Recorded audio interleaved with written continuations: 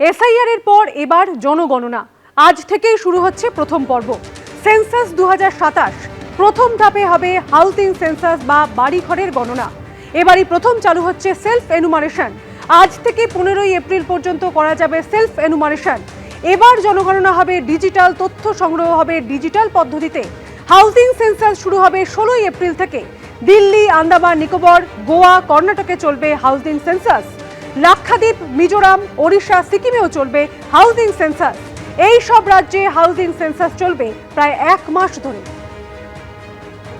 ইডির নজরে সোনা পাপ্পু। বালিগঞ্জে সোনা পাপ্পুর বাড়িতে তল্লাশি। বালিগঞ্জে ত্রাস। সোনা পাপ্পু ওরফে বিশ্বজিৎ পোদ্দার সকাল থেকে তার বালিগঞ্জের বাড়িতে তল্লাশি চালাচ্ছে এনফোর্সমেন্ট ডিরেক্টরেট। নির্মাণ কাজের নামে কোটি কোটি টাকা তুলেছে সোনা পাপ্পু, এমনটাই খবর সূত্রে। প্রভাবশালীদের কাছে সেই টাকা পৌঁছে দিত সোনা পাপ্পু, আর সেই টাকার সূত্র খুঁজতে বালিগঞ্জের বাড়িতে ইডির অভিযান।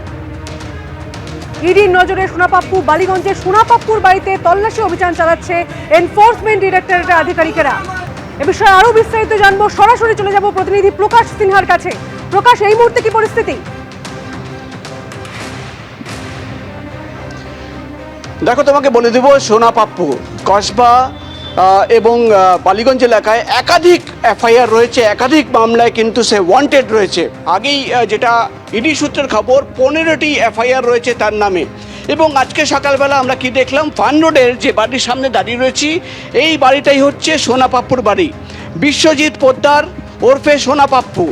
তুমি জানো, একাধিক অভিযোগ রয়েছে, একাধিক এফআইআর রয়েছে, খুন থেকে শুরু করে মার্ডার থেকে শুরু করে সিন্ডিকেট অপারেট, এক্সটর্শন অর্থাৎ তোলাবাজির একাধিক এফআইআর। এবং ইডির আধিকারিকরা জানাচ্ছেন সেই সমস্ত এফআইআর মধ্যে 4 থেকে 5টা এফআইআর সামনে রেখে তারা গত কয়েকদিন ধরে প্রাথমিক অনুসন্ধান করছিলেন।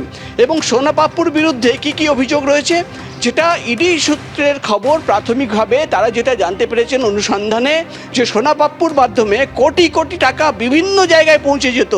অর্থাৎ কনস্ট্রাকশনের নামে সোনা পাপ্পু একাধিক কনস্ট্রাকশন সাইট থেকে তোলাবাজি করত এবং সেই টাকা প্রভাবশালীদের কাছে পৌঁছে যেত। সেই টাকা কাদের কাদের কাছে পৌঁছেছে আমি তোমাকে ছবি দেখাবো। প্রথমে তুমি দেখতে পাচ্ছ সোনার পাপ্পু, এই সাদা যে আলিশান বাড়ি তুমি দেখতে পাচ্ছ, বিলাসবহুল বাড়ি। এই বাড়িতেই কিন্তু সোনা পাপ্পু থাকে। আমি ক্যামেরাম্যানকে বলবো সামনের দিকে আসতে। তুমি দেখতে পাচ্ছ সোনা পাপ্পুর গেটের সামনে পোদ্দার হাউস, এবং প্রথম নামটাই হচ্ছে বিশ্বজিৎ পোদ্দার। বিশ্বজিৎ পোদ্দারকে বিশ্বজিৎ পোদ্দার, সোনা পাপ্পুর আসল নাম হচ্ছে বিশ্বজিৎ পোদ্দার, এবং সোনার পোদ্দার, আহনা পোদ্দার, 3টে নাম লেখা রয়েছে। এবং ইডি আধিকারিকরা সোনা পাপ্পুর বাড়িতে তল্লাশি অভিযান চালিয়ে এখানে কিছু লুকিয়ে রাখা রয়েছে কিনা সেটা দেখা হচ্ছে।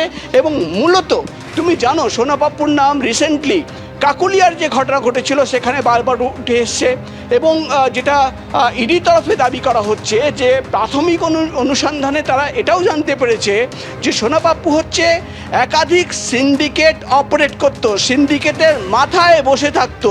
এবং কিভাবে হতো, প্রোটেকশন মানি হিসেবে একাধিক জায়গায় একাধিক প্রভাবশালীদের কাছে টাকা পৌঁছে যেত। কারা টাকা নিত, তার হাত ধরে কোথায় ফান্ডিং হতো, এটাই কিন্তু এখন ইডি তদন্ত বিষয়। অর্থাৎ কোটি কোটি টাকা, যে কোটি কোটি টাকা কনস্ট্রাকশন সাইট থেকে তোলাবাজি করা হতো, সেই টাকা কাদের কাছে পৌঁছে যেত, সোনা পাপ্পুর টাকা কোথায় রাখা হয়েছে, সেটাই কিন্তু এখন তদন্তের বিষয়। আরেকবার ছবি দেখাবো।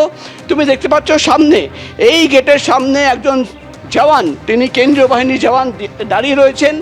এই গেটের ভেতরে আর কেউ প্রবেশ করতে পারবে না। ঠিক 1 ঘন্টা আগে ইডি আধিকারিকরা এই বাড়িতে পৌঁছেছেন এবং এই বাড়িতে তল্লাশি অভিযান চলছে। দুদিকেই সিসিটিভি ফুটেজ রয়েছে, সেই ফুটেজও খতিয়ে দেখা হবে। কিন্তু যেটা সবচেয়ে বড় খবর, কলকাতা শহরে আজকে একসঙ্গে 6টি জায়গায় ইডি তল্লাশি অভিযান। তার মধ্যে রয়েছে সোনা পাপ্পু, বিশ্বজিৎ পোদ্দার ওরফে সোনা পাপ্পু, যার নামে একাধিক এফআইআর রয়েছে এবং যাকে মাস্টার মাইন্ড বলা হয়। বালিগঞ্জ, কসবা, ঢাকুরিয়া এই সমস্ত এলাকা কন্ট্রোল করতো, এমনও অভিযোগ উঠে এসেছিল।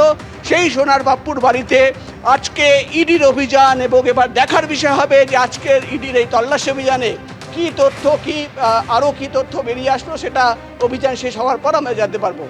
একেবারে এই তদন্তের দিকে অবশ্যই আমাদের নজর থাকবে। তবে আপাতত তোমাকে অনেক ধন্যবাদ প্রকাশ। এবিপি আনন্দ, এগিয়ে থাকে, এগিয়ে রাখে।